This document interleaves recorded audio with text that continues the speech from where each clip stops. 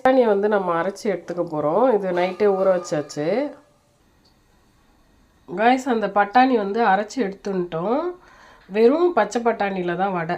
இது வந்து ஜீரகம் 1/2 ஸ்பூன், சோம்பு 1/2 ஸ்பூன், அதுக்கப்புறம் பச்சை மிளகா, கறி லீவ்ஸ், இஞ்சி வந்து கிரேட் பண்ணி எடுத்துருக்கேன், அதுக்கப்புறம் ஆனியன்.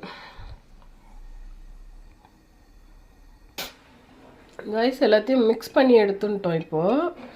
இப்போ வந்து எண்ணெயில் நம்ம தட்டி எடுத்துக்கலாம். எல்லாத்தையும் மீடியம் ஃப்ளேமில் வச்சுட்டு இந்த மாதிரி வடை மாதிரி தட்டிட்டு எண்ணெயில் போட்டு நம்ம பொரித்து எடுக்க வேண்டியதான்.